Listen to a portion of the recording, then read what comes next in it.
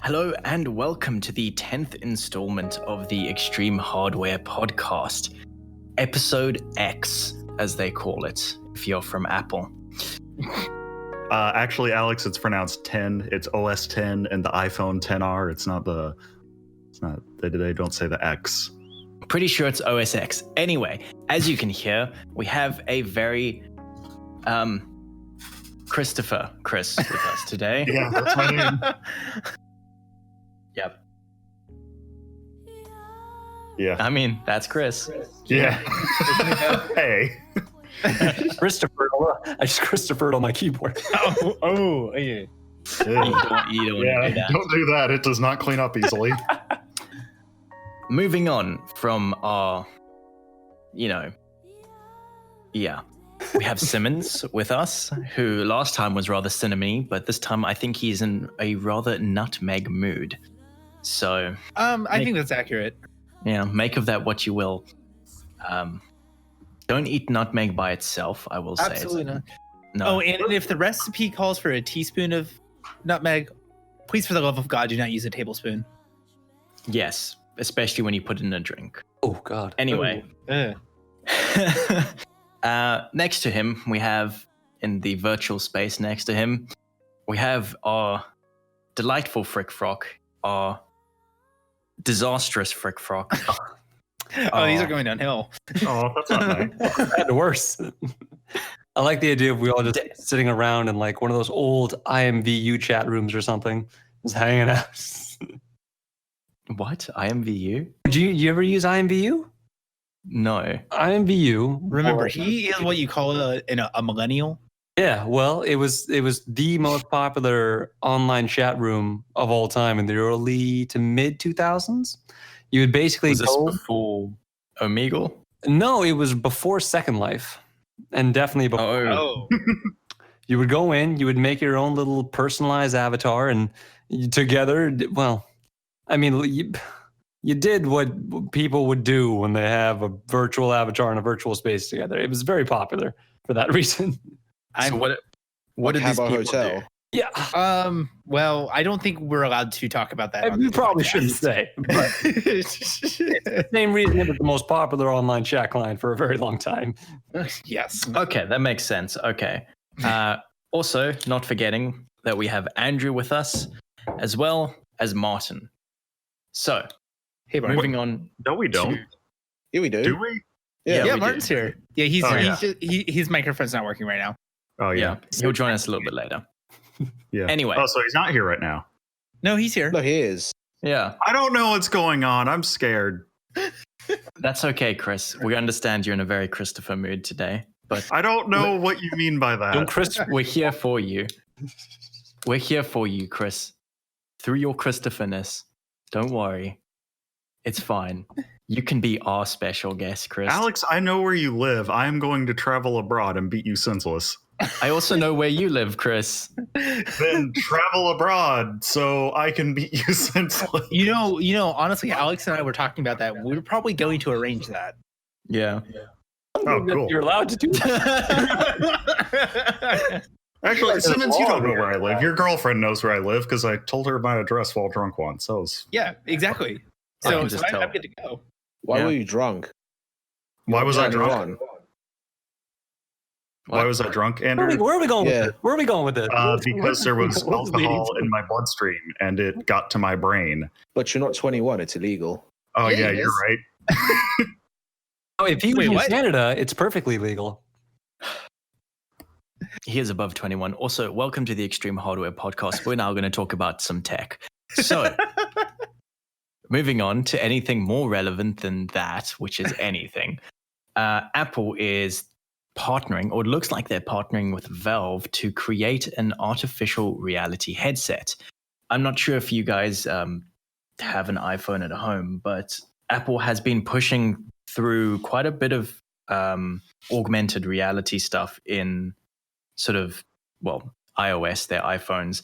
It's not very much in your face, but there are a lot of apps that you can kind of have augmented reality, such as the IKEA app, or even the Redbubble app, where you can preview the item in 3D, or, you know, with the camera and stuff like that. So Apple is definitely trying to push forward on this front. Partnering with Steam for a headset seems really cool because the Valve Index is probably Steam's first successful piece of hardware kit they've made. Not the first, but the first successful. Oh yeah, Decent. See, I mean, the Steam Stream thing was good, but it was just not at the same time. Hey, remember the Steam boxes, the little pre-built PCs that were just not very good? Oh yeah. I wanted one, but then I remembered why I didn't want one. Their Steam controllers are so I'd take some of the cases. Sorry, what was that, Frick? So their Steam controllers are actually pretty decent. Oh, absolutely. Yeah, that's what I heard. Was that before or after the the Steam controllers where there's that one meme with Gabe and yeah, and they get the haptic feedback because the little touchpads are just portals, and when you put your thumbs in okay, Chris. So, anyway, I think that was actually Control Alt Delete that did that. Yeah, I'm not surprised. Okay. There's not much beyond this. It's all speculation. I would say the only thing that I can come up with as a like justification for it is maybe Apple is trying to do their own version of the Google Glass. Yeah. Oh my God! What? Tim Buckley actually made a funny joke. Okay, no. Okay, and we're distracted. Yeah, sorry. This is important. So yeah, like that's the only real justification I can think for this, because obviously with the augmented reality that they're pushing into their phones, the next step in AR is going to be something similar to the Google Glass, where you wear like glasses and it's just not intrusive and it just like fits into your day-to-day life. So like that's my biggest complaint with AR implementations on phones is you basically are looking through your phone at reality with the additional stuff. Yeah, well, AR was one of those things I thought would take off a lot quicker, but it never did. I used it on the 3DS when that came out, and that was like 10 years ago. And everyone was like, AR is the future, AR is the future. And it just never really went anywhere. It was at that point when 3D TV started coming out, and everyone's like, oh, well, actually, you know what? That's not true. Everyone knew 3D TVs were a gimmick. But AR was like, this was it. It was all going to come to this. And then nothing really happened. Well, I think it's really just due to the very simple and rudimentary implementation that was available for AR at the time. Like the problem with a lot of AR, I mean, I think the DS was a perfect example, is you had a low resolution camera feed followed by a low resolution animated item that you're interacting with. And that's been one of the big issues with AR development, is just making it not intrusive and not just super gimmicky. I know I was following development for this AR product. It was like 2 or 3 years ago, where one of their AR implementations was going to be for like tabletop gaming. And what you had were these glasses, or basically a headset that had a projector on top of it and would shine at this semi-reflective surface that only you could see the reflection on.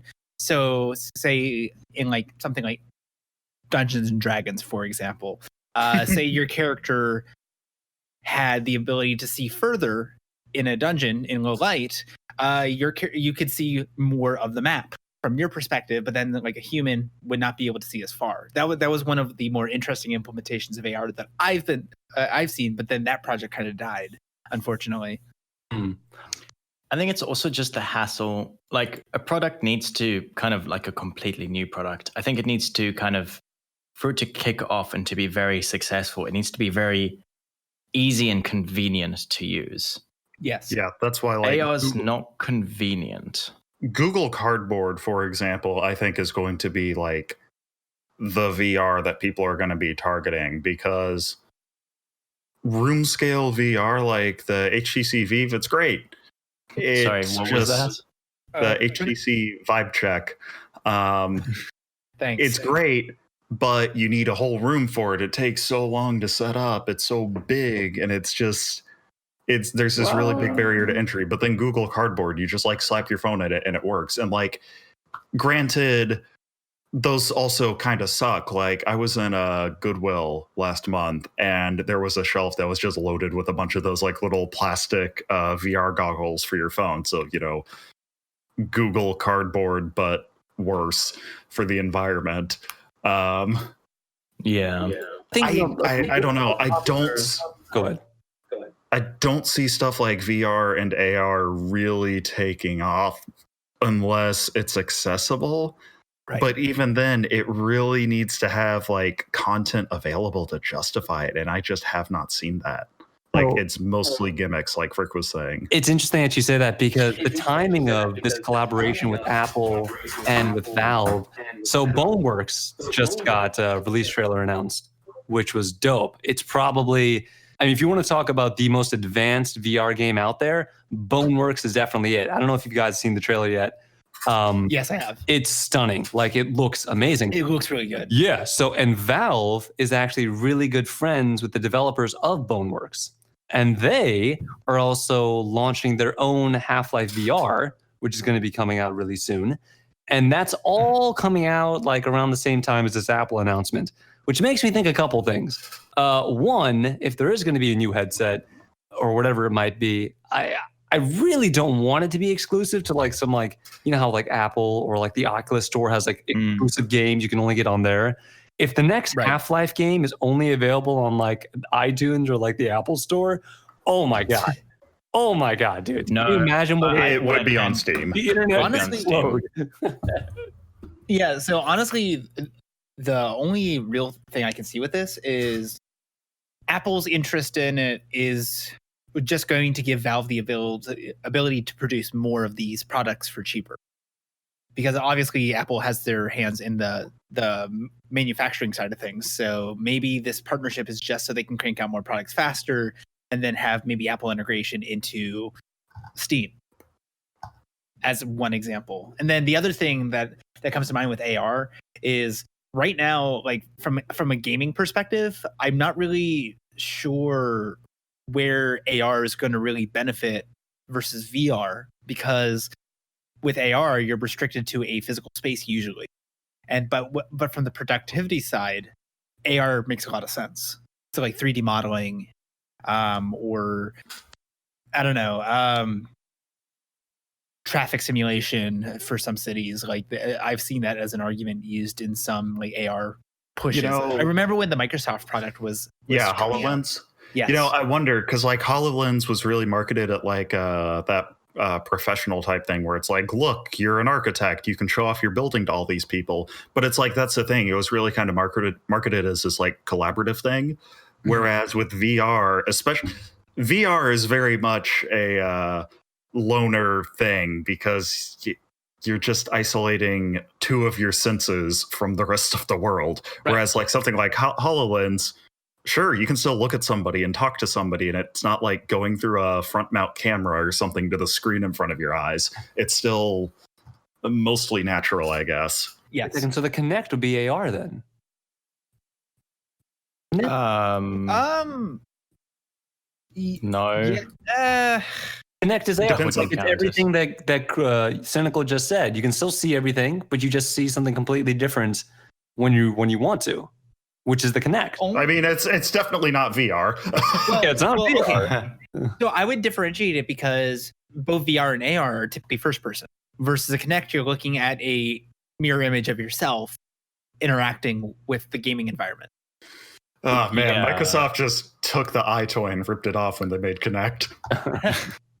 Yeah, so it's like second person versus first person in that regard. Yeah, like I put a picture in the chat. I'm just going to be on the thumbnail as well. If Apple can really pull off sort of a fashionable accessory classes like they did with the Apple Watch, where, smartwatches, honestly, before the Apple Watch were kind of trending towards either being a Fitbit type thing or being, well, like a Pebble and kind of crap, to be honest. Yep. Apple really shook up the smartwatch thing to being a fashion, well, not a traditional fashion statement, but a fashion statement of a digital watch, and actually decent as well. If they can do that with Google Glass, if you know what I mean, I could see it being adopted a lot. I mean, look at AirPods. That really pushed forward that style of Bluetooth headphone. Like, yes. Love them or hate them, AirPods pushed forward that little segment to having good, tiny mobile Bluetooth headphones. Same for the Apple Watch. And if they do it with AR glasses, I can see it being the same. You could see the Xiaomi competitor, the Samsung competitor, and it might be kind of interesting, actually. What would you pay for a good pair of AR glasses?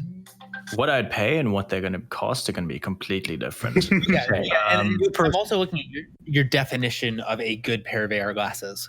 Because, okay, so a good pair of AR glasses for me need to have a few things which I think maybe many people wouldn't think of. They need to be polarized because polarized glasses are amazing. They need to tint. I assume you're going to be spending a lot of money on them, so I won't want a pair of sunglasses and a pair of, normal glasses. So ones that can tint on, command. Heck, I could imagine how can be all synced up to your sort of night light and stuff. But anyway, I'd want them to tint. I'd want them to be polarized. And I'd want the resolution to be at least as good as VR is now, which is asking a lot. And the amount I'd only pay is like $400, and I don't think that would be $400. Oh, so here's my biggest problem with the. Isn't the HoloLens like $1,200? Yes. Or no, I thought it was up closer to 2,000. Hang on. HoloLens. My issue with like an AR set of glasses is like I'm looking at like maybe like a more practical use case than gaming. So just like being able to I use wasn't thinking gaming. I was thinking like using it on the road and just using them. My biggest issue with like the HoloLens implementation is VR has it nailed where it's almost like you're focusing like 5 feet away. If that's if I'm remembering correctly, the HoloLens is intentionally like built like a pair of ski goggles, and there's like multiple reflective surfaces in order to emulate that distance. I think that was one of the biggest issues with the Google Glass is never being able to get a practical view space and allowing you to be able to focus on that just with a glance. So it would have to be something that you could wear around on a day-to-day basis. People would obviously be able to identify it as, yes, that is obviously not just a pair of glasses, but I would not care too much. That's the Apple fashion statement. So long as it it doesn't look like it's VR, that's fine. As long as it looks like a pair of glasses. Like, if you were to draw a line, a gradient between glasses and VR, so long as it trends towards the glasses segment. Right. So that's the thing is like, so in our chat, it looks like this image was posted as, I guess, a proof of concept, kind of what Apple VR glasses might look like. People do that all the time. It's not an official image by any means. Yeah. So the problem with something like that is that's still maybe a centimeter or two from your lens on your eye. Focusing on that is going to be painful if it was something like that. So I would need some form of implementation where you can just easily focus on it and it would be a simulated like 3 or 5 feet in front of you. If that were the case, then I would probably pay $1,000 for these glasses. Honestly. Check this out. I want glasses that make me look like Geordi from Star Trek. You can look like Geordi from Wings of Redemption. Does that count? Yeah, why not? I think the problem, even if this product existed, even if you could buy it, etc., announced their own glasses. They're $1,000. I posted a picture of them. It's their enterprise. Oh yeah. Which is basically like the second version of their Google Glass. But the thing is, this isn't meant for consumers. It's more of like business people, that kind of thing. But in terms of like the technology in it, it's actually pretty impressive. So, all right. So I looked up the price of the Microsoft one, and it's $1,500. Right? But Google's original Google Glass costs about $1,600 as well. So in terms of price, it looks like it's on a downward trend, and that was only a few years ago. So to go from $1,500 to $900 in just like a year or two, it's pretty impressive. And honestly, looking at this Google Glass product, because I went to the actual site for it, I would be perfectly fine with something that looked like that. I mean, yes, it looks kind of ridiculous, admittedly. But on their site, they actually have a picture of a more traditional frame, which I think is more interesting to me. I'd be perfectly content with buying something like that. But the other issue we have is the implementation is, I don't know, since this is just like an enterprise product first, I haven't seen a whole lot of reviews of these things. So I don't know like what features you are getting for the cost, aside from having the additional lens and camera. Hey, You know do you what think I'm we could request a free sample? We'll talk No. to Enterprise. Anyway, that's a lot about that.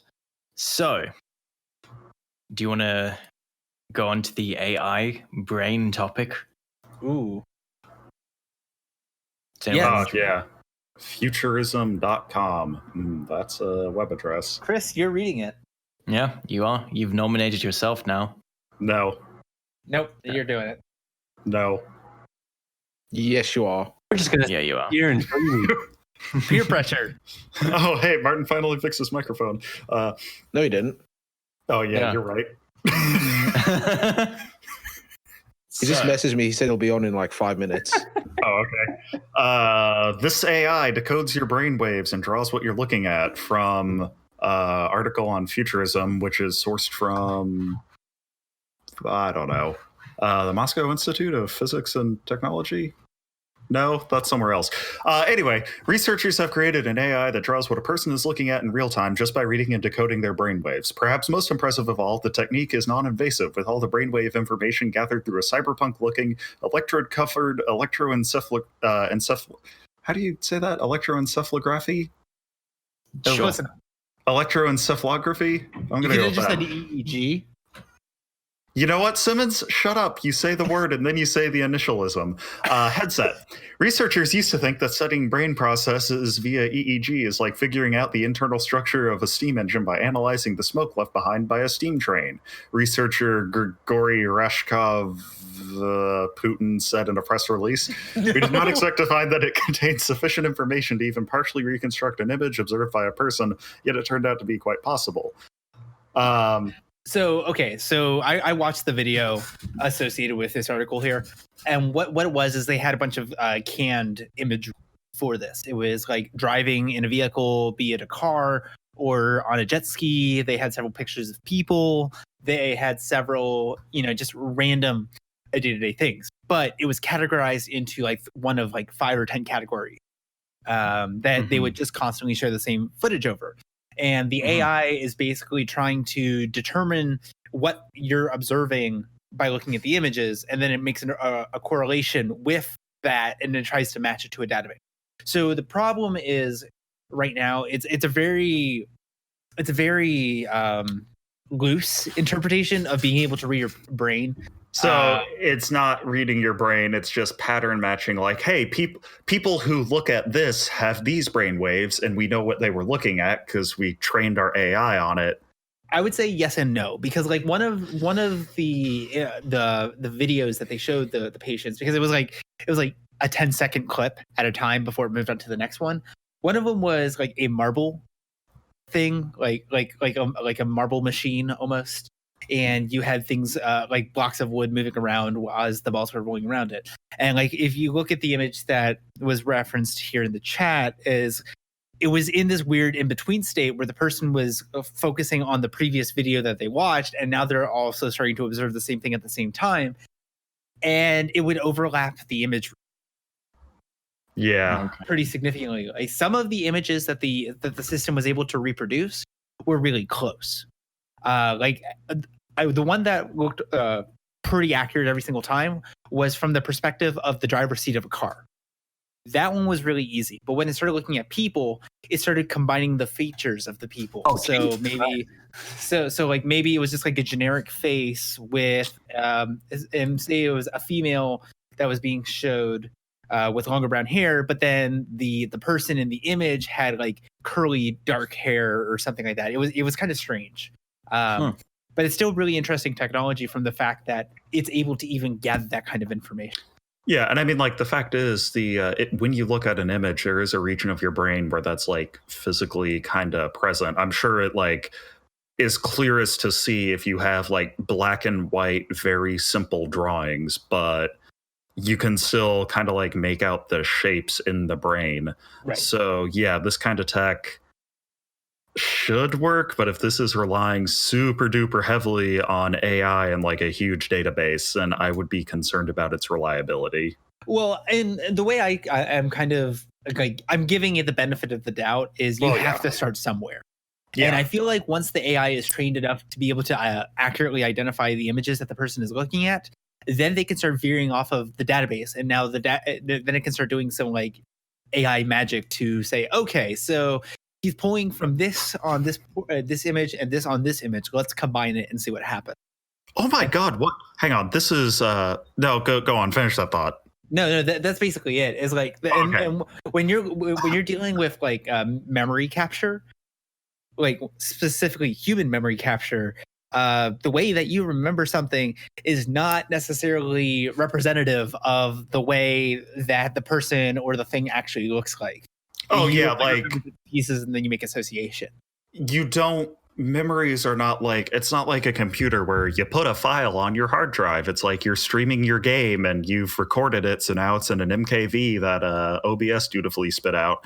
No, it's more like it's not anywhere near that reliable. It's weird. There's lots of shortcuts. Like brains don't compare to computers well at all. But anyway, so like bit at the end of the article here, under present day technology, the invasive neural interfaces envisioned by Elon Muskey face the challenges of complex surgery and rapid deterioration due to natural processes. They oxidize and fail within several months, says one of the researchers, which means your boy Elon Muskey was looking for volunteers for like SpaceX or whatever to take a power drill to their skulls for a brain interface that would fail in a few months. Wait, what happened to that? What is wrong with him? So, but that's the thing, right? It's like that's where pre-existing in tech was. If you wanted to probe the brain for that kind of information, you would need some sort of direct interface with it. And that's why this is so fascinating, because it's quite literally just capturing the regions of your head that are emitting signals at certain times and then interpreting that as an image.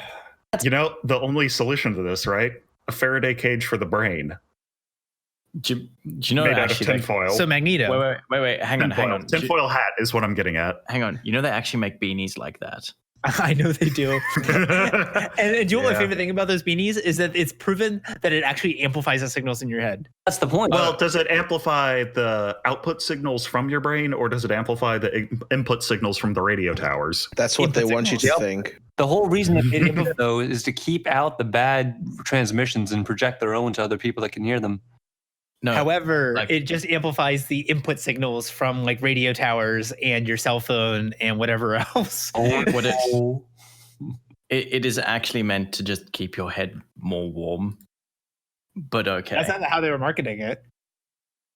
Okay, maybe I was looking at something else. Maybe I was looking at one that was being a bit more sensible. No, it was quite literally a tinfoil hat, but it was stylish. The one on Alex Jones' site says it does both input and output. So that's there you go.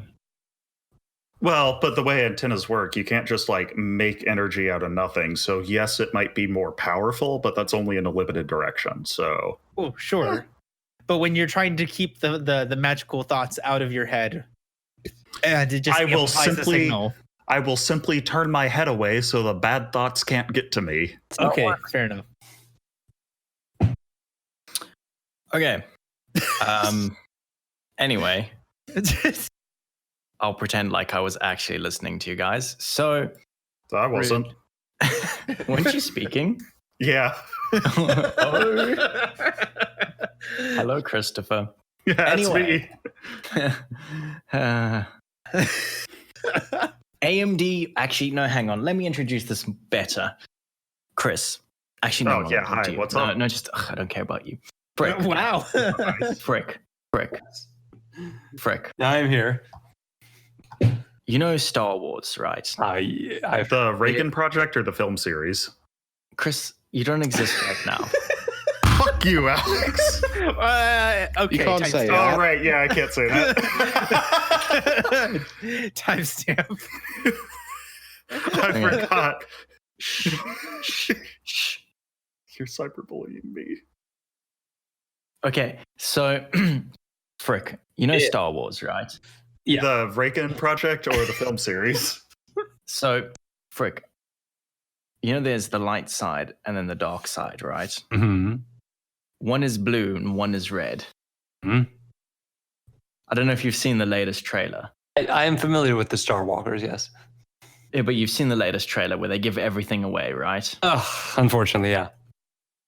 I Yeah, haven't. it was very unfortunate. Don't watch the trailer. If you can avoid it, do not watch the trailer. It literally gives away all the plot twists. Well, not all, but like one of the biggest plot twists in the upcoming movie. I feel like I don't have to watch the movie at all. Maybe you should tell me what the plot point is so I will know what not to look out for. No, I'm Just don't watch it. I think that's Just don't watch it. I'm not planning on it. The only thing I can tell you that won't give away anything, it feels exactly like a Marvel movie, which is not surprising. I'm not surprised. Oh yeah. So anyway, It's safe. There's the light side, right? You know, the good the good side, the force. Frick, what color lightsaber do the good people have? blue lightsaber. Blue or green. or green, purple. There's Yeah, also or even orange. yellow. There's also yellow. Red. It's Okay, basically- Wait, is there a yellow lightsaber? Anyway, it doesn't Yeah. matter. There isn't It's the in game. the canon. Oh, okay. The game, yeah, just one game. There's like 3. There's Okay. only ever been one Star I Wars said the game. ga- I said the games. I You lost Okay, it. let's move on to the topic. No, I am moving on to the topic, but I keep getting interrupted every single whatever. What generally, what color lightsaber does the dark side use? Red. Red. So AMD versus Intel market share is up. Oh God. wait, okay. So Oh, wait, and hold on, the bad hold on. guys. I got So it. Alex, I have a question for you. Ill. Alex, I have a need to call you out. Because obviously, doing what what? you're inferring here is that AMD is the dark side.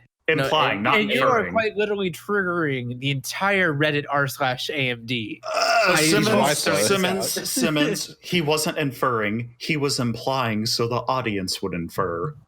Also, Yes. he's right. Fair enough. Yeah. Sorry, I just couldn't. I Okay. couldn't resist. So AMD's market share is up. Do no wrong. AMD is market shares up again on all fronts of the CPU market. Mercury Research, a CPU market analyst firm, released its market share report today. Well, today, 4 days ago, which highlights that AMD's recent gains against Intel, last quarterly share did not include sales from the Ryzen 3000 processors, but this report reflects 7 nanometer process sales as the company continues to claw back market share from Intel. The report highlights that AMD grew in all segments: desktop PCs, mobile, server, and the overall x86 market, fueled by the rise of AMD's Ryzen 3000 series processors. Wow, how long did it take you to think of that pun? Or is that in the article? That's in the article. Oh, okay. The rise of Ryzen. I apologize for that comment, Alex. That's okay, Chris. We understand your special requirements. Hey, remember last night when you said that No. I'm less socially awkward than you? Okay. Anyway. No, that didn't happen. So yeah, Yes. So AMD's up, Intel's down. So, well, actually, is Intel down? I actually haven't taken a look. well, I mean, AMD There's 2 players in the x86 market, so relatively speaking, yes, Intel must be down. I guess there's Hell is finished.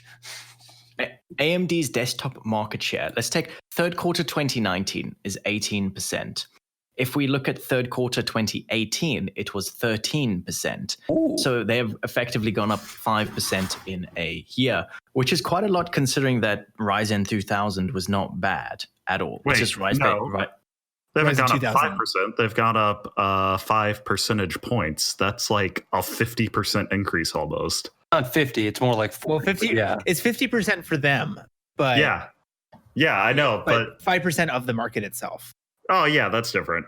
Yeah. It's just there's an important distinction there though. Thank I'll you. like Thank on you. that. Honestly Thank you. though, Thank you. yeah, you should thank me.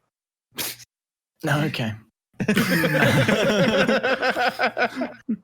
Yeah. So yeah, they've gone up that much Yeah. amounts. Are you just holding up your hands and like doing a little thing with both of your fingers right now? Your thumb and This forefinger? many. This much.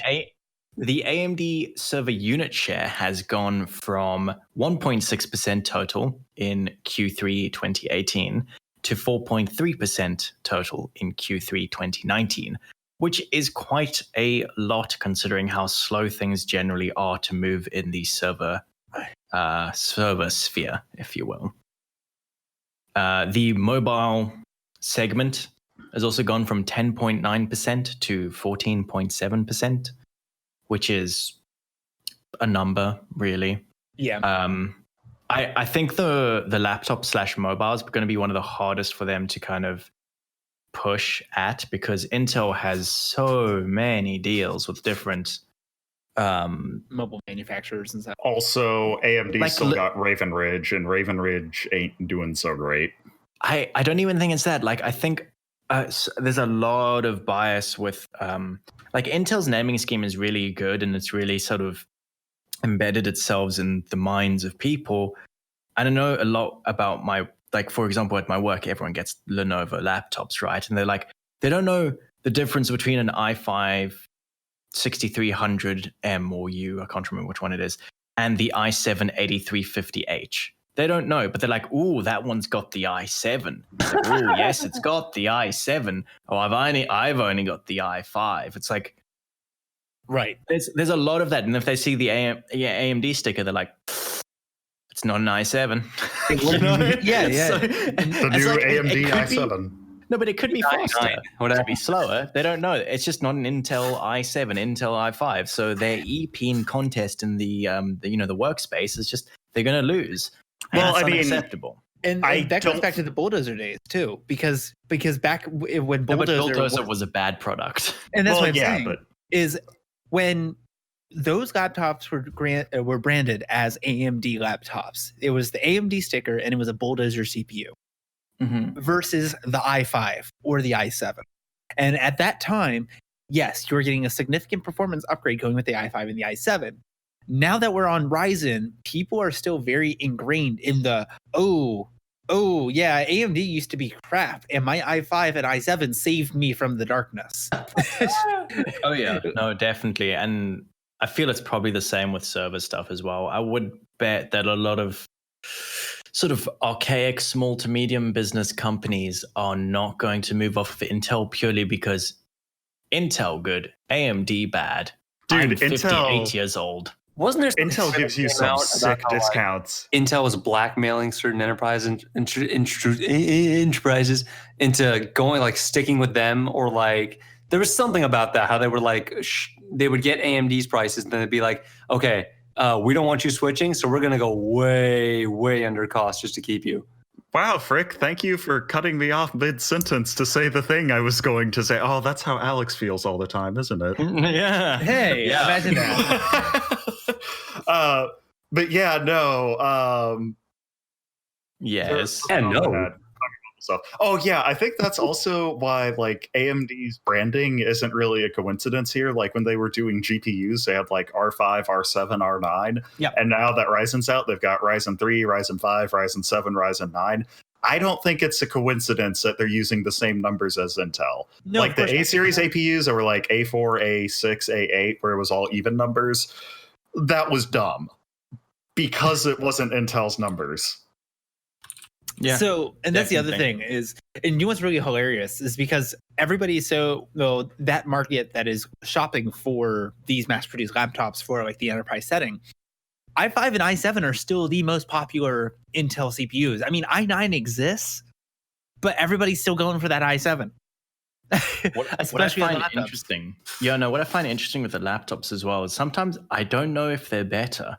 So, for an example, is we keep getting given these useless upgrades at work for laptops, right? Like I've got a laptop that's actually relatively old, but there's no point in upgrading. It's the i5 6300M or U, 2.13 gigahertz dual core hyperthreading, 8 gigs of RAM, etc. The latest one is literally the same, but it's got an i7 8350Q. It's 1.7 gigahertz base, but it's 4 core, 8 thread. and I don't know if it's faster because everything is just slow. It's definitely more power efficient. Yeah. I suppose the It's- battery won't die in half an hour, but that So you got that going. It's for you. also worth noting that in the laptop space, especially as you get into low power laptops, where like thermals become an issue, and now Intel's including like thermals more aggressively in their boost algorithms, like thermal velocity boost, where if your CPU is running cool, it can boost even more. Right. That kind of thing means that your computing experience is not reliant on Intel or AMD. It is reliant on the laptop manufacturer, because if they make a garbage chassis, then it's not going to stay cool and it's not going to boost as much, assuming it even does boost at all. Cough, cough, Apple, cough, cough. Yeah, I don't know if you guys have had Lenovo ThinkPads or used them or interact with them. Yeah, they're not great. I'm so disappointed in them. I know a lot of people think this as well, but when they went from IBM to who bought the ThinkPad? Lenovo. Yeah, no, sorry, I just think Lenovo owns the brand for a second. But when they went from IBM to Lenovo, it wasn't a sudden day and night difference, but it's just like, they've just gotten crap. Didn't Lenovo laptops used to be like the gold standard for enterprise? Yes, because The thing that annoys me is that they're not even durable. My ThinkPad is so flimsy. It's crazy. Well, so that was the thing, right? So the Lenovo ThinkPads of latter day were very durable, very serviceable laptops. Like you could file an RMA on your keyboard and they would just send you a new one, no questions asked. Oh, you own this? Great. Here you go.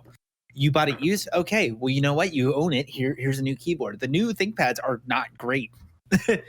They are super flimsy. And it's like, the thing about ThinkPads, it was never good tech. It was generally kind of maybe a step behind or average, but it was just but it's a business chunky laptop. boy that didn't care about specs, very modular, and you could just beat the hell out of it and it would just keep working. It was the closest thing you could get to a tough book. Yeah. Dude, Intel Centrino, that's classic. It's vintage. You make the tough books, Panasonic or IBM? I think it's Panasonic. Okay, yeah, those are the ones I that think. Anytime you go on a construction site, you always see those things and like giant. Oh no, who else makes them? Cat. Does Cat make those?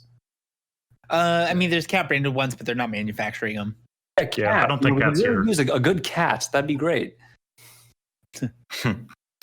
That got a bit far away from the AMD market, thing. Yeah, but we be like that. Yes. Anyway, there's this interesting topic that I'm told, Simmons, you're very Yes. eager on this. I heard something about Intel fires 10 nanometer Cannon Lake NUC into oblivion. Yes, the Cannon Lake NUC has been yeeted into a black hole.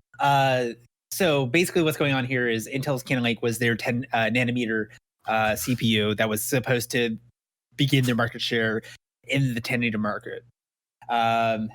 However, they only ever produced one CPU, the i3 8121U. And it was only in, I believe, one or two products. And it was the Intel NUC 8 generation of product. The other product was a laptop for the Chinese market, which effectively used the same configuration as the Cannon Lake NUC. Same GPU, same type of memory. I think same memory capacity as well. Correct. Yeah, so basically the rumor right now, because it has not been confirmed by Intel, is that because of the instability of the 10 nanometer, they were not able to solidify other CPUs to be sold using that same fab. So they have, but Intel has announced that the product has been discontinued officially as of October 28th. So it's kind of interesting that we're getting this announcement several weeks later.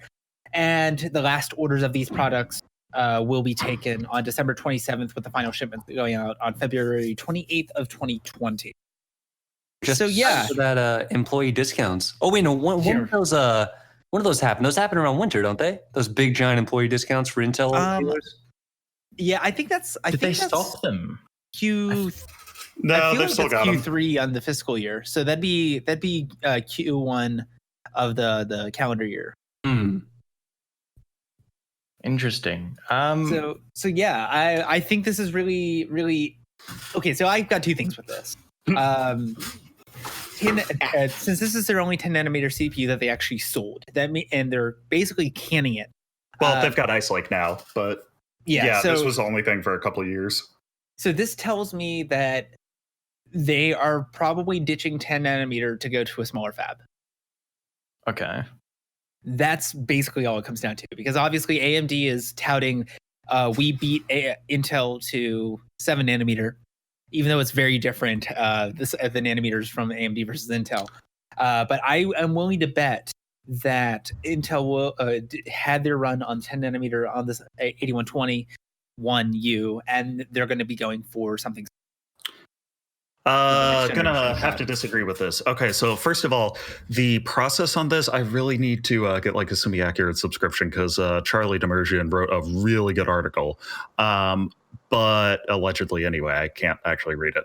But anyway, so the 10 nanometer process that they were using was, yes, it was broken. Yields were just awful. The CPUs that they got working, it was a miracle that they got them working. They do have integrated graphics. They cannot be enabled. The yields are not good enough. It's possible that there is no Intel like Cannon Lake chip with a working iGPU at all. Basically, it was a GTX 480 of Intel. Just awful yields all around. But 10 nanometer is not dead, because as we've seen from Ice Lake and the new Sunny Cove core, it works fine. So Ice Lake, though, is not being built on the same 10 nanometer as Cannon Lake. It's being built on a new one. It's effectively 10 nanometer plus or plus plus. Like, Intel's not using that kind of naming scheme anymore, but that is essentially what it is. It's a new tweaked version of it that actually works this time. So no, I don't think we're going to see 7 nanometer just yet. We do have a few names of like future platforms, though. Hang on. Cooper Lake. What do we have next? Cascade Lake and Cooper Lake. Cooper Lake is going to be 14 nanometer. That's a new server part. I think Ice Lake SP is going to be 10 nanometer for server. And then there is Sapphire Rapids and Granite Rapids after that. I don't remember what the order of that is, though. But I think one of those is 10 nanometer, and then the next one is a die shrink to 7. So but 10 nanometer is not dead, just the original broken version. In fact, I think the only reason that we even got this one little Cannon Lake i3 was because Intel said, hey, investors, we're going to release 10 nanometer parts this year. So on like December 31st, this thing came out. That's right. Anyway, sorry, Simmons, I cut you off. I think that makes sense, because I guess the biggest thing that you pointed out was that the 10 nanometer process they were using for the CPU was just not good. Yeah. It was very unstable, which is hilarious that the graphics die was actually part of the lithography, but they had it turned off just because it never worked. Oh, yeah. So I guess if they've refined the 10 nanometer to keep it going, I predict that the 10 nanometer is going to surpass what AMD is doing with the 7 nanometer just historically. Intel, a slightly larger die, tends to outperform the AMD architecture. Well, that's fair, although I think historical trends don't really work so well in this instance, because traditionally AMD used their own in-house fabs. They spun those off into global foundries, and I guess they switched over to Samsung. Like, it was a copy of Samsung's tech by Glofo for first gen Ryzen, and now they're on to TSMC, and TSMC makes the cool stuff. So we'll see how that works out. Like, TSMC's got some really cool tech, but Intel is definitely promising more density. So that's something at the very least. Like, they've been to all three. There's only 3 major foundries, right? TSMC, Samsung, and Global Foundries. I'm trying to think if there are others, but off the top of my head, well, Intel doesn't really do anything third party. It's mostly just TSMC and Samsung. I think Glofo actually stopped doing bleeding edge fabs. Like, they're just sticking to more like stopping at 14 nanometer and doing some like weird custom stuff, but they're not pursuing like 7 nanometer EUV. They canned it, if I remember correctly. Well, I mean, they're not really in a position to do so because if, especially with like the Intel perspective, where they keep just rehashing 14 nanometer and improving relatively on the 14 nanometer, then why move to something unpredictable and sacrifice profit? Yeah. There's actually quite a lot here. Fujitsu, SK Hynix, Yeah, but I wasn't going to does count. Hynix have their own fabs? Okay. UMC. Yeah, I wasn't going to How count real Hynix. should be? I wasn't going to count Micron. Hynix though because I'm just gonna Hynix keep is interrupting you. memory based. Yeah. Sony, Renaissance, rather, Nuvatron, Rome. How many of those are even the size of Global Foundries or TSMC, though?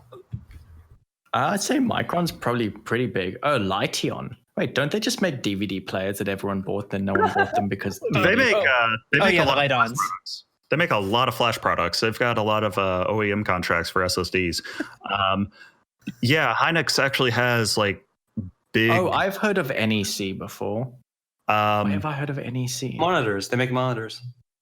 I would be, I don't want to say skeptical. I would be hesitant to say that a lot of the flash and RAM manufacturers could really be used for microprocessors because those are just, I don't want to say that it's simple logic, but it's not exactly diverse logic, I suppose. So they only really have to do a couple of things really well. CPUs are more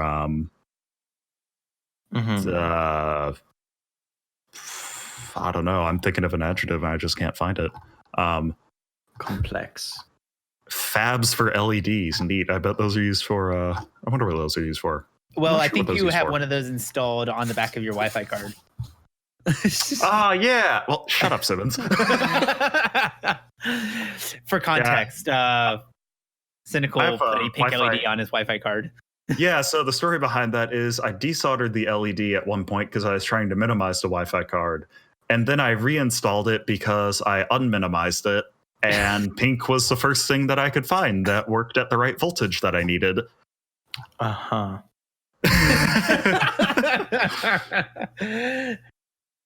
So, speaking of fabs, and this is a great segue now that I've ruined, Samsung confirms custom CPU development cancellation. Breaking news. So,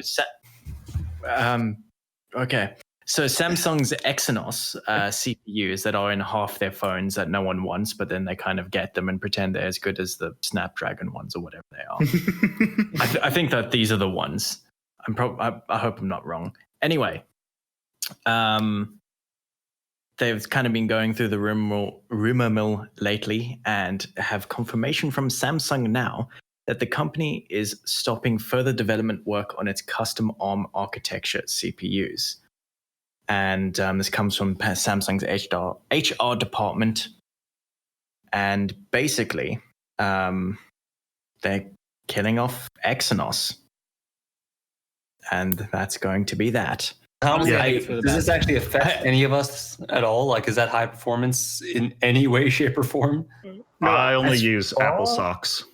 As far as I understand, and I don't want Samsung fanboys up in arms, but as far as I understand, the Exynos CPUs are the ones that essentially everywhere except for, I think, the UK, but North America get. They're the lower performing, higher efficiency ones with more cores. So you'd sometimes see things like, you know, the Samsung S10. I don't know the specifics, but I'm just making this up now.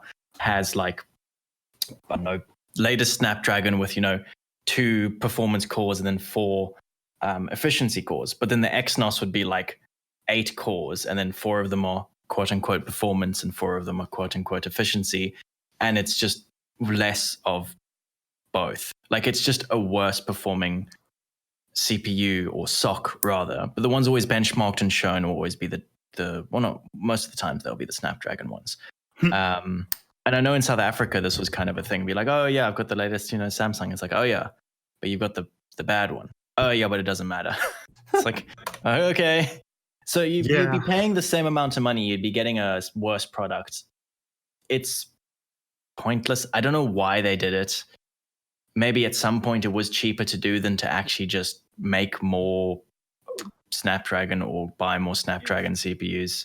I wonder if it's they needed something that wasn't the Snapdragon, but the stock standard like ARM Cortex cores weren't good enough. Because at this point, Samsung is killing off Exynos, but they're just switching over to the stock ARM designs. Which, I mean, that kind of sucks, but whatever. ARM designs are good now, so... So I want to point out something from the article, because the article mentioned something about using the Exynos 9810 and the Galaxy S9. And I just did a quick spec search to see what the difference between the S9 and S9 Plus was. Apparently, there was 2 revisions of the Galaxy S9. One of them that used the Snapdragon, or actually, one that uses Snapdragon 8435, and then one that used the Exynos chip. But they were branded as exactly the same thing. No, they are. Yeah, they are. I think I found out. Could you imagine? Yeah, if you, no. But the S9 No, and they the are. S9 You have to. Sorry, go ahead. Oh no, I'm just going to say you'd basically have to just know beforehand which one you're buying. You'd have to look at the product number or something. Yeah, like all the specs are exactly the same between the Exynos and the Snapdragon S9s.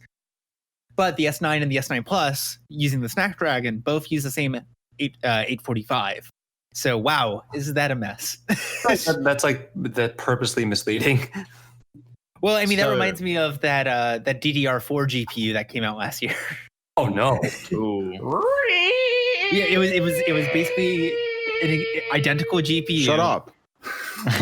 One of them used GDDR5, and the other one used DDR4.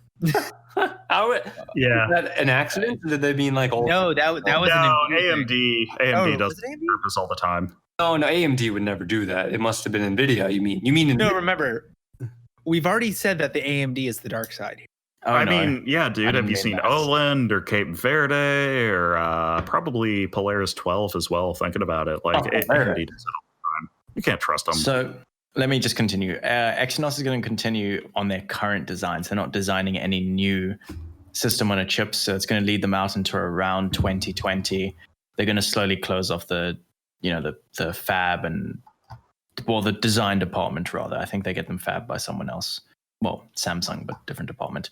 So the reason why they existed apparently is that Samsung by law was not allowed to sell Exynos CPUs or system on a chips in the United States. And that's why they have Snapdragon there instead. So I guess they just gave up doing this and they're just going to put Snapdragon everywhere because it's cheaper. Who knows? But good old US corporate laws forcing people to make worse decisions. Just like Rosewell's making a new AIO, which is getting around a US patent system. This is technically a worse design, but it's going to be offered to you for less because they're getting around the ASIC patent. So is it the Rose? Newegg? No, I'm serious. Like this is that's a good segue. Thank you very much, Alex. It's a pleasure, Alex. Anyway, Rosewell's new PB240 is a 240mm all-in-one from Rosewell, which is Newegg's OEM as far as I remember. It's closed loop cooler, duh. And typical stuff looks like whatever old AIO that they all look like, black this, black that, black everything because it's cool. But the pump is inside the reservoir. And it's not on the end tank. It's not on the end tank. No, it's inside the radiator. The other R word, Alex. Not the R word that I was used on a brilliant roll. I was on brilliant. Yeah, it's inside. Yeah, but we got to punch you down. It's inside the radiator. It's inside where the dead zone of a fan would be. And honestly, it's $50. It's cheap. That is the price. That's a babushka dog. That is the price of a Corsair H50 when it launched. Yeah, but remember when the Corsair H50 launched, it also launched with a lifetime warranty that if it ever caused a problem or if it leaked, they would replace every single thing in your system. Now, does the Rosewell have that? No. And I think you know why Corsair changed that as well. Well, they had it though, and if the Rosewell does it, they're the suck. Anyway, also inflation and stuff. When was the Let me find this out now. Let me do some Chris It was stuff where I probably say like something. Yeah. 10 years Dude, old. it was a while. So while you're searching that, I want to point out Search. one thing I do like about this design is basically because they put the pump in the middle of the radiator, in the dead zone of the fan or of one of the fans, because it is a 240 mil rad. H50 came out in 2010. Oh yeah, that's the important part. It's a 240 millimeter But radiator. Like, this is basically, you have a big boy. standalone water block, which I find kind of interesting. So Let me just Modding? continue quickly. Yes. Also, the Corsair H50 came out for $75 in 2009. That would be equivalent to $90 today. So this is offering $50 for a 240. No, I don't know. No, I just like to kind of see how far we've come for things coming a lot cheaper. Yes, we've got worse quality and worse warranties. Oh boy. No, this is definitely better quality. I'm sorry, Simmons just posted a quote in chat. I gotta see this. Yes, There's an so- RGB version, but it's more expensive at $99. It's twice as much money for RGB. Yes. Oh, so god damn it. I hate it. I got interrupted before I even started. yeah, go But ahead. so the fans actually look pretty cool. I don't know what brand they are, but they got some rubber dampening foam things on them, which is neat. It is all black, no style, nothing, which is kind of neat. The Rosewell logo is really ugly, but that does look like it might be able to rub off with some rubbing alcohol. Oddly enough, it looks that cheap. Simmons said that. I mean, if not Yes. one all black, then Rosewell can too. Yeah, but yeah, the RGB version is it is a pretty penny more. Wait, would And that You know be what they dope? say? Is that true? Once Or are you you guys go just kidding? RGB, No, dead No. serious. that's serious. Twice as much money. It is at the end of the article here. Pretty much. Oh, God. You can look it up. It's called the PB240. I do hope that we can see this being reviewed, but you never know. Because I know there's one or two, YouTubers that love a good old RGB. Oh, of course. You know who I'm talking about. Oh, Okay. And Why if you the think it's Linus heck? Tech Tips, you're wrong. And you're talking about hardware. I know that guy. No. Clearly, you're referring to Tech Jesus Gamers Nexus, who is all about the RGB. No, not even him. That's a Someone joke. else. That's a joke. He hates RGB. Is it Blue Devil? Oh, hang on. Anyway, That's No, fine. but I don't think this he listens is to these. actually. no, I think I'm this gonna. is- Sorry. Yeah. Sorry, what are we doing? Okay, whatever. Back to the liquid cooler. I think this is actually just a sale price. Normal price is $150. It's just $100 off for Black Friday. No, hang on. Is that one of those things that shady Wait. Chinese companies do, where like the listing price is like $200, but it's always like slashed at like $30? I mean, I we'll don't have know. to follow up on this at some point after the American Thanksgiving season is over, so we can see what the price actually goes up to. I'm checking Newegg reviews. Somebody back on June 9th said that it was $45 at the time. Somebody says back in March, I bought this on sale for $60. So Frick is kind of sort of right. Somebody got it for $50 on Cyber Monday.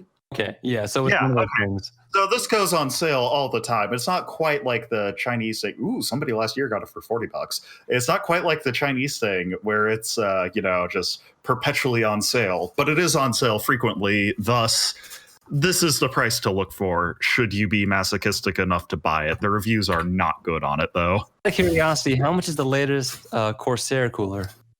Oh, that's probably if you're talking like their top end model, you're looking at $125 to $150. Entry level. Can you still get one for like $60? Can I say something about Corsairs? Actually, just all-in-ones in general, but Corsairs ones are very overpriced. I really dislike all-in-ones. I had an R9 295X2. You know, the when new $1,500 GPU that I bought. You bought off. I'm not going to go there. I'm sorry. Needless to say, I got it for like $400. Had two all-in-one pumps in it to 1 times 120 mil radiator, but That's a little overkill. it was loud. Every all-in-one I've had has been loud. The pumps are terrible. So What I about used performance? to own a NZXT Kraken X60. I had no issues with noise on that thing, personally. And they're not cold. Well, the reason Like- people go for that stuff in the first place is because it's supposed to be a better heating solution than an air cooler, which would cost the same amount, right? Yeah, Well, I mean, like for no. one device, it's kind of okay. I got an NZXT, the Kraken adapter thingy, for like a GPU mount, and I got an H55 or something, so I could use it on my graphics card because I didn't want to upgrade the GPU, but the cooler was just awful and the fans started breaking. So Yeah, but I don't know. let's go liquid. But comparing them to tower coolers, I just don't like them versus tower coolers. Oh yeah. Tower coolers I find are much quieter and cool. Well, either the better or the same. Just get a chunky Noctua. So I really think it's visuals is driving the huge reason for people buying these. well, it's not just that, but The best air It's cooler is NHD12, isn't it? no, it's the NHD 50. Oh, okay. No, like price to performance, the 212 is pretty good. I have a 212. on Price to my- performance, just buy the big friggin' heckin' Noctua. I almost Okay, said a bad word again. But what I wanted to say was, I'm not going to spend like $70 on an old computer. yeah, right. Like this is for my 2500K, which is just using as a server now. So I Oh just- yeah, because you're a nerd. Thanks. Yeah. So- All right now. I did want to address one of Frick's questions from earlier. So the Corsair H55 you can currently buy for 66 American dollars. And then the H60 2018 you can currently buy for $70. Hey, not But- bad. But I bet you get but- a Black Friday price of like $50 on that. But in terms of performance, what you're looking at, if you want to make comparisons to like Noctua coolers, the 120 mil AIOs typically appear to be equivalent performance to something like the Noctua U12, the 120 mil tower heatsink, and then the 240 mil AIOs tend to be equivalent to the D15, or I would say the D14, because the D15 actually had a bit of improvement over the D14, and then the 280 mil is pretty negligible between the 280 and the 240. Oh my some- god, you know what I just realized? Simmons. Mhm. An AIO with a 120 millimeter radiator is in the same class as an air cooler that takes a 120 millimeter fan. Yes, And however, the 240 millimeter radiator is in the same class as the dual tower 120 millimeter air cooler. well, that if you're makes looking so at a much D14, sense it's now. dual 140 mil fans, but regardless. The point is, it's in the same class because it's about the same area. So, that you're so cooling. where the AIOs get a lot of their sales is everybody has always preached that custom water cooling is going to outperform a tower cooler. So the Yeah. AIOs came in as marketing. Hey, do you want to get into water cooling without actually doing any of the work? Here you go. So that's how a lot of those were selling initially. But nowadays, where a lot of these are getting their market value is the RGBs. Because if you look at the Kraken X62 that has the infinity mirror on the pump water block combo, Oh yeah. and then the RGB integration for the NZXT products and whatever else. But I think somebody mentioned earlier, but for compact builds. So say you had a really crappy like HTPC build where you're trying to shove as much hardware into a small place as possible. Those 120 mil AIOs can be beneficial because then you can either externally mount it or you can just get it into that one space and then either cool off your GPU or your CPU or get a low profile cooler for your CPU and then make it work. Yeah. Well, Um, alternatively, because I remember when people used to do those really small form factor builds and they wanted them to be whisper quiet, what they used to do, and I don't know if they still sell these things, they probably do, there was this one cooler that I swear to Christ was just this massive hunk of copper. And it didn't have a fan to it. It's just this big, giant, massive copper. They're like, there you go. I know what you're talking about, and it was the no fan products. Yes. But the problem with those heat sinks is they're huge. I'd just like to give a shout out to Fanless Tech right now. Yes. Fanlesstech.com, I believe. They're neat guys. Yeah, they have cool products. No, but those no fan coolers, if you did not have low profile RAM, you were not going to install it. And then on some of the modern motherboards where they shove the RAM even closer to the CPU socket in order to make more space for VRM or something else, you can't use those no fan coolers. Mm. And they are as big around as a 140 mil fan from the top down perspective. Something like that no fan cooler would probably perform worse than, say, like the low profile version of a Hyper 120 or something. Oh yeah, but the trick with those is you put a fan on them, even though it says no fan. But that's just it. Is if you put that into an HDPC and then you have good quality fans on the front, like you're running either your Corsair ML fans or your Noctua IPC fans or something along those. What you actually do is you stop playing around with fans and you buy either EK Vadas or Gentle Typhoons. Oh, Typhoons. Yes. Oh, the Gentle Typhoons are AKA the best fans on the market ever. They don't do they? I've got some in my server. Subjectively, the EK Vadas are better because they literally, they don't say they did, but they're like, we took the best PC fan, and then there's a picture of a Gentle Typhoon. Of course. And they actually took it through a wind tunnel and improved on it.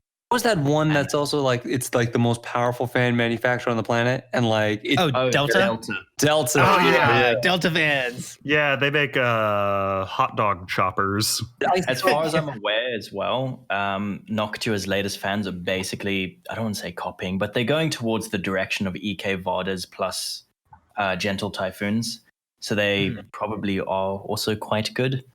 Yeah, I've just been a huge fan of EK Vadas for the longest time. My fans spin from 100 RPM to 2000 RPM. There was a video of some guy who made an entire case out of Delta fans.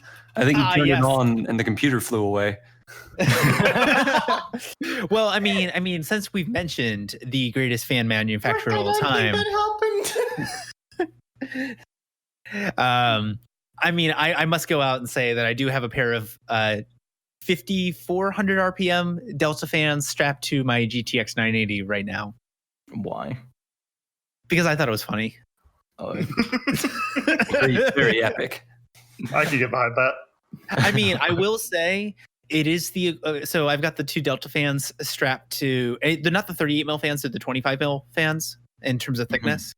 But I have it strapped to, it's the Morpheus 2 GPU cooler. Yeah. And it runs equivalent. I've done some temperature comparisons between benchmarks I've seen online, and the temperature that the thing runs at full speed, granted 70 decibels or 55 decibels or something like that, it runs equivalent to putting a 240 mil AIO on your GPU. Can I say something really stupid quickly? You're not going to stop me anyway. I've thought at times. Actually, this was much earlier when do you remember in sort of, let's say, mid 2000s when there was less of a choice between cooling and noise levels? Generally, if you had a cooler computer, you had a higher noise because custom cooling was more. Back when people cared about performance, back before they were a bunch of prima donnas. Chris, it was just let me finish. It was definitely niche. Complaining. Yeah, more niche and more expensive. So generally, people didn't have it, and generally, there was more of a, everyone had air coolers, and generally, the louder your fan, the cooler your computer. I sometimes thought, it'd be nice to be hearing impaired because then I could just crank my fans to 100%. Yeah, no, I had the same problem. I got a pair of, I think it was Noctuas or something like that, and I was thinking the same thing. First of all, Noctua's best fans in the industry next to Gentle Typhoons. But then, sorry, Frick, hang on, sorry. EK Vadas are the best. I've never used. You already went on your soapbox. I can't say. Shut up. www.ekWB.com/EK Vadas. We are not sponsored. So, yeah, the EK Vader. That's I'm Darth Vader from Star Wars. Oh Lord, no, it's like father. Vader. Vader. So there was I got a pair of those, and I was like, "Oh, this is going to be so cool! I'm going to be so hyped up with it." Man, okay. The only thing worse than a fan that Mhm. like goes like 40, 50, 60 decibels is a fan that has coil whine to it. Because that is the absolute worst thing on the planet. I can't even begin to tell you. I don't know if it was the GPU or the fan or whatever it was, but I turned those things on, and boy, howdy, it was like nails being driven into my No. eardrums. And the worst thing That about was the coil thing with the whine- old school PWM fans. dude, you can't even like tilt your head or anything because it's all around you. It's like it forms this bubble of horrible piercing noise that just penetrates your ears. You can't escape it.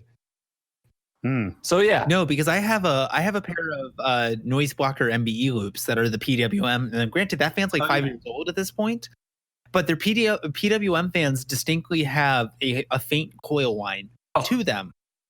I don't know if it's PWM or the bearing type because No, because I own the NBE 212-3s, which are just their DC equivalent.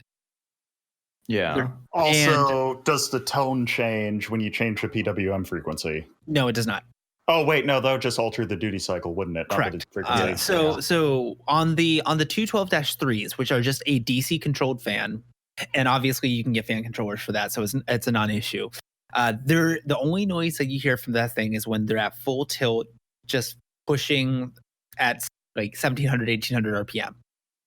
On the PWM variants of the fans, there is a slight noise that is not associated with the fan speed.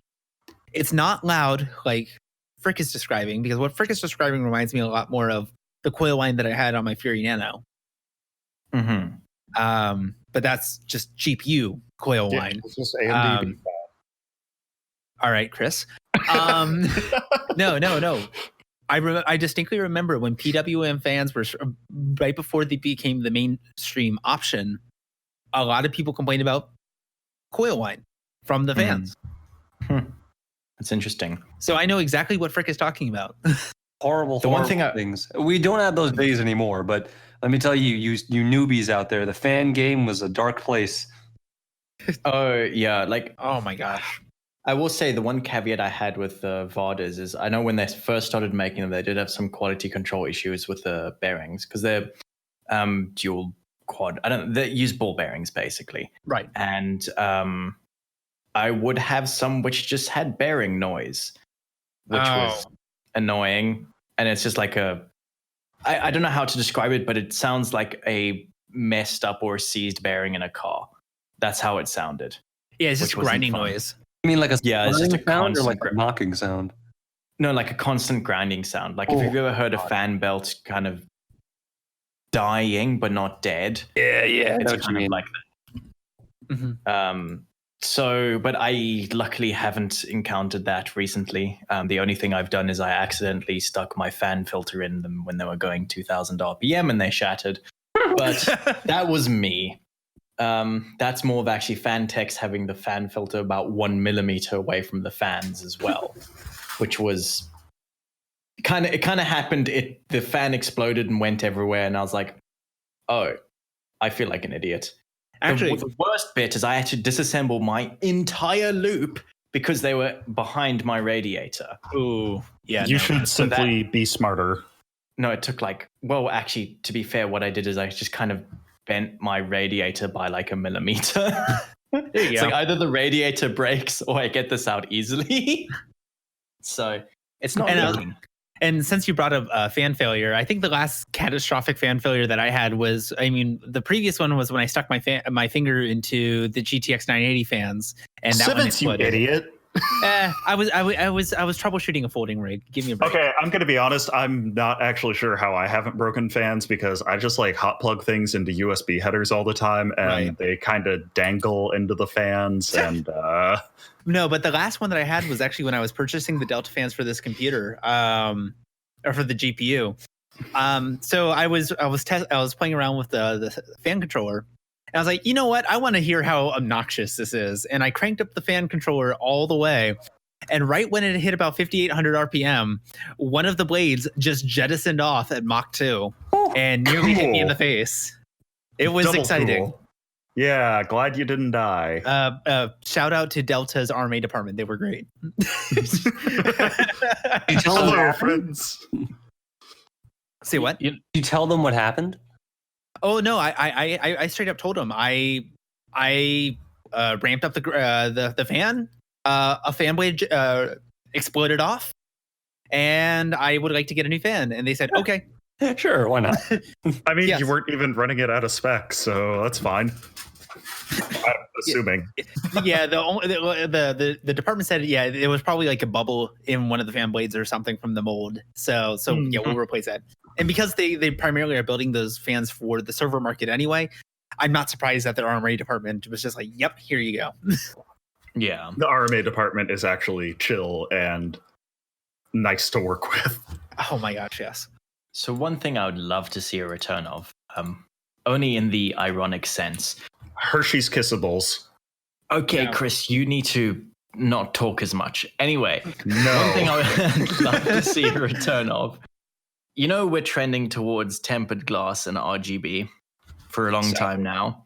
I want to see those 90s all perspex UV reactive fan. Yes. Oh, yes. Oh, They are dude. so ugly. Whatever happened to like transparent plastic and like toys and electronics and whatnot? Like you would get those special That was- edition yeah. like transparent Game Boy green and stuff. Xbox. Yeah, the Yes. Game Boy.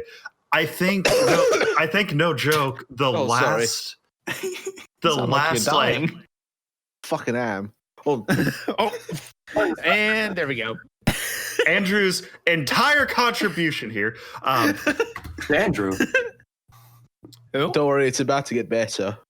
Anyway, so yeah, it's like I think the last product that I've seen that like unironically uses that kind of transparent plastic is like the Nerf Sonic series, where it was a Right. bunch of Nerf guns, but they were transparent green plastic.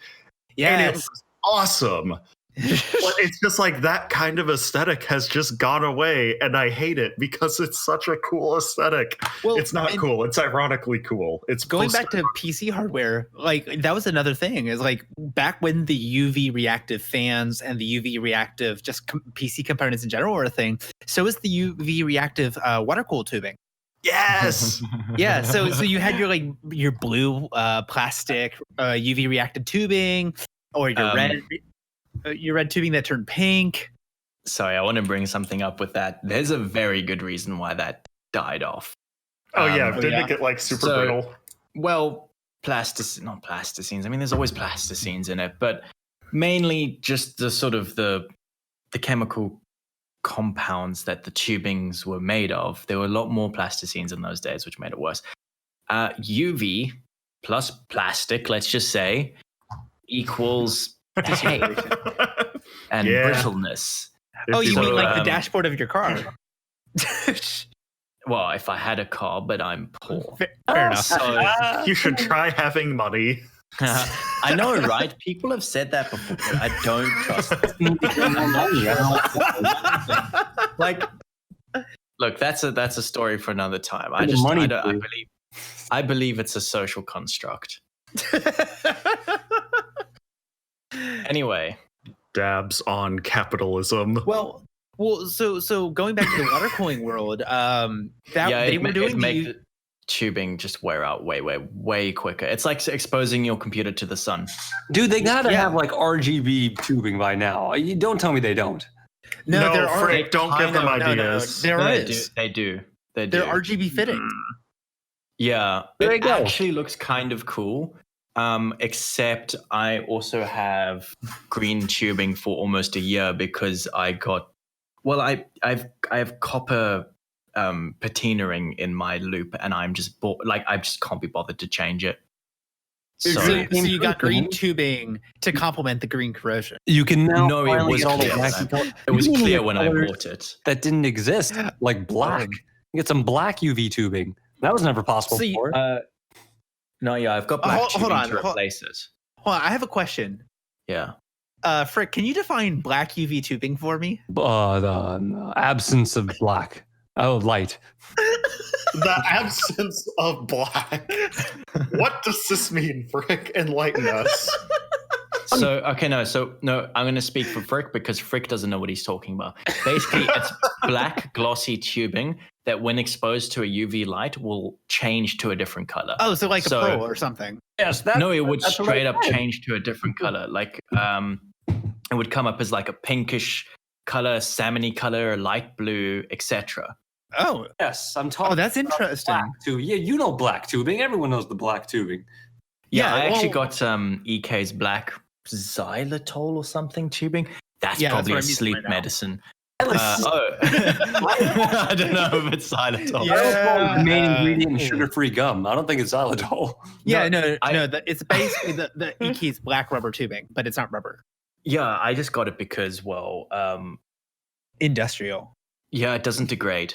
I literally went through probably 40 feet of this clear tubing from what's that brand that's supposed to be very good for water cooling, not changing color and not clouding? Primer Chill. Oh, right. Yeah. So like 40 feet of Primer Chill clear tubing. All of it's discolored. All of it's gotten hazy. All of it's gotten green. And like I'm on the last bit of it now, and I haven't changed it because I just can't be bothered. I'm actually waiting for. I was waiting for the Lux 2 to change my computer case because the radiators are too big. Because Hardware Labs doesn't really advertise that they're 140mm radiators and not 140mm, they're 155mm, and this is why my build was a bit of a mess. And you also why better. Yes. I'm sorry. No, I don't disagree. The problem I actually had, this is the problem I had with my build, was that I had people, and I knew some people who already had this case, and I specifically asked them for measurements, and I didn't get measurements. I got look at the website. I even went as far as to ask the Fantex rep, will these dimensions fit? And they're like, 140mm radiators will fit in the case. So I'm like, okay. So I bought it, and it's like, honestly, it was about 2 mils too wide, the radiator. So day one, haven't even put anything in the case, and I brought out the Dremel and started cutting into the case. I was like, here goes my warranty. Dude, warranties are for idiots. Air cooling. That'll fix all of it. Oh, right. Yeah, it will. Going back to what I said previously, I prefer water cooling than air cooling than all-in-ones. Yeah. No. See, where you really go to the next tier is once you get into phase change. Oh God! Please, not this. Or phase change. Or what was the other one? The cascaded TEC builds. Yes. I've done that before. Those have disappeared, haven't they? I haven't seen one recently. Well, so the last one that I was following, the guy quite literally bought 9 or 12 of these TECs, and he was basically going to go from like 4 by 5 60mm radiators to cool 4 TECs or something like that. And then he was going to go to another staggered setup of different TECs into a modified mini fridge where he was going to vacuum seal it, pump it with nitro so he could run it at sub-ambient. And then he kind of dropped off the face of the earth. After putting about $10,000 to $15,000 into that build. God. If he had, I think at some point you just go PC, he wouldn't have this problem. Oil coat. I've played with TECs before. I made how did I do it? I had a stack of just like 2 little TEC modules underneath a liquid cooler, mounted to an AM1 CPU. AM1, if you're not familiar, is AMD's desktop platform for their old tablet socks. So I just had one of those, and I was trying to like overclock it as much as I could, and I gave up because at one point I couldn't get like any video output, which was not good. But so anyway, Chris, I was doing that, and long story short, CPUs do not like it when you get water in the socket. Really? Yeah. Imagine that. So Chris, I have got another question for you. Yeah. That AM1 CPU, did it have a heat spreader? No, it was delidded. So okay. The problem with the TECs is you need to maximize the surface area of the TEC for efficiency. So basically all you were doing was cooling a portion of the TEC, and you were just dropping condensation around the die. All right. To be fair, I did use some clear nail polish around it so it would protect the. Yeah, that's the one time you don't want to do that. Frick, I think what sorry, not Frick. Chris, I think what you can just safely say is I didn't know. You can admit that you were less knowledgeable in the past. I think that's very clearly implied by what I'm saying. Yeah, But he does not want obviously to I say didn't it's know okay. what I was doing. I It's don't know okay. what I'm doing half the time anyway. I And just kind of spitball stuff. It's fun. admittance is the first step to recovery. It is. Don't worry. We're all I have a here. problem. My name's Chris. I drink too much alcohol and I hit my family. This And, is oh, what not that podcast kind. is for. No, Oh, no. yeah. Speaking of which, though, Oh, yeah. Are you going to talk about the eggs? no, but No. I would want to talk about something kind of related. So No. maybe, but how's the creme brulee latte from Starbucks, Chris? Quite good. I had another one of them today. Oh, I think Yeah. I'm going to get one tomorrow. Yeah, Really? you should. It's nice. Well, I actually kind of want to get one as well. So for us non-Americans out there, so tomorrow is Veterans Day, and a lot of restaurants and stores will give benefits. And since I am in the military, I'm going to take advantage of some of those opportunities. Thank you for your service. Things. It's just, hey, Hey, Simmons, Simmons, isn't this just stolen valor for you? no, it's not. I've been in okay. for coming up on 8 years now. Right, but I Really? mean, That long? could you call out people on stolen valor then? Because you know it's going to be hella people with like some military surplus uniform going out to like Dunkin' Donuts. So Simmons, may So I here's- borrow some of your valor tomorrow? One valor, please. before we derail the podcast too much, yes, Wait, and I will derailed? explain details later. we've never derailed this. No, podcast. no. we'd I never just do rather such a not talk thing. about that topic on air. Oh yeah. Anyway, I think that's a good place to stop. Wait, no. What about the chickens thing? Court martial. Let's see what else is going on. No. That'd be cool. If no, Simmons got we'll talk about the court-martialed. chickens next time. Yeah, we're talking Oh, about the yeah. chickens next time. Chris, you can do the chickens next time, just for you. Oh, okay. How about that? Yeah, Big I old- want big the old- rabbits. Big old chickens for you. Oh, also the RTX 2080 Ti Supers are launching. It's kind of boring. Yeah, not excited. I mean, honestly, it's just iterative. It's a Titan RTX with less VRAM. So you don't Which want, is- you don't want We one? probably should have talked about it.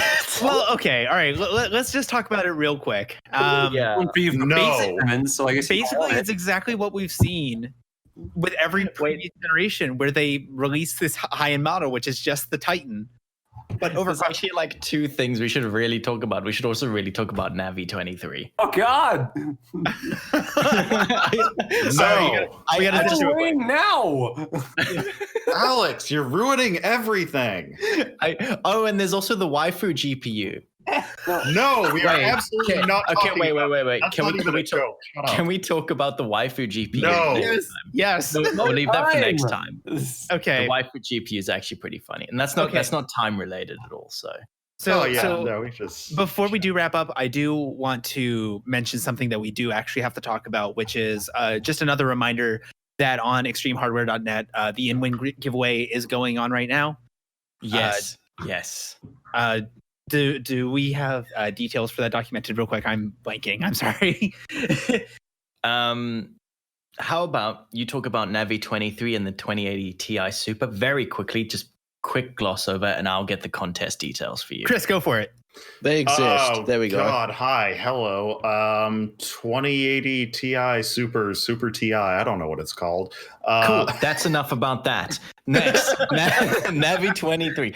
Okay, the 2080 Ti Super basically is a bigger, better 2080 Ti. There you go. It's closer to Shocker, the it's iterative. It's closer to the Titan. Gonna have 12 gigs of VRAM, which is pretty neat. Faster GDDR, faster clocks, more FPS, more speed, more money. Oh God, you know what I just realized would be funny? If it has 12 gigs of GDDR6, but it's still 352-bit, so they just have like 2 memory chips on one of the channels. Please no. Please no. It's 660 not- Ti all over again, baby. Oh no! What if they No. release this thing for like $300? No, They won't. What if it's they- gonna be like $1,500. I'm sure. No, but Okay, Navi 23. like, I want. Shh. It's the NVIDIA killer. Yes. Navi 23 is supposed to be better than NVIDIA's 2080. Not sure for TI, but 2080. Wow, amazing. AMD can beat the medium die that was launched a year ago in maybe a year. Is it the 2080 or the 2080 Super? I think it's the 2080 Ti. They're the same damn thing. Anyway. 2080 Ti, that's different. The 2080 very Ti short. Super X, is that coming out soon? Okay, look.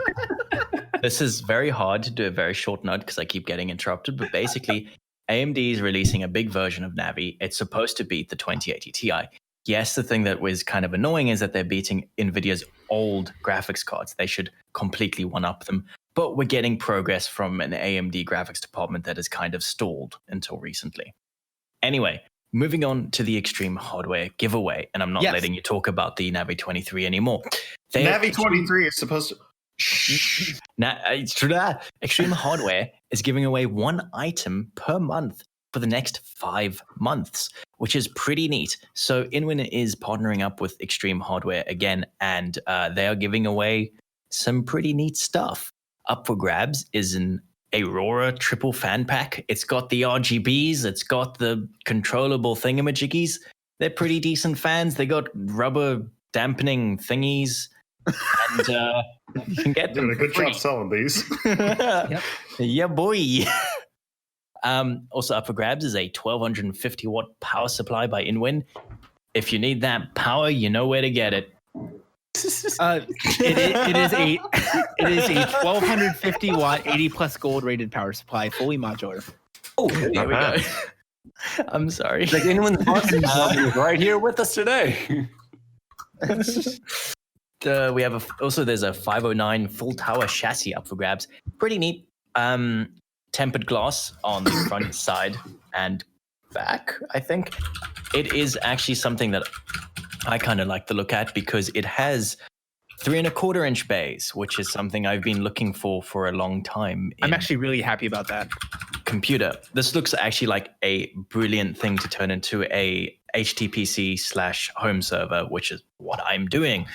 And I think a lot of people actually want a case for, and they don't want something gaudy and, well, RGB-ish. So that would be a nice little case that can fit alongside your TV cabinet. The opposite of that, the Mini D frame, is also up for grabs, and it is basically a roll cage if it was a computer. If you want airflow, this is going to get you a lot of airflow. There's less restriction on this than there is in Chris's religious beliefs. Wait, what? We might need to cut that. I wasn't even listening. It's fine. Just leave it. Anyway, it's a really cool concept cage, computer case, everything. It's basically as open as it can get. It's not a cage, great lifestyle. Yeah, it's great for LAN parties, honestly. Great for portability. There's a bajillion handles. You can just grab it and yeet it. Don't throw it, but if you did, your computer would probably survive. It's in a roll cage. Has not been Euro NCAP tested, however. Okay. Don't use this as a head thing.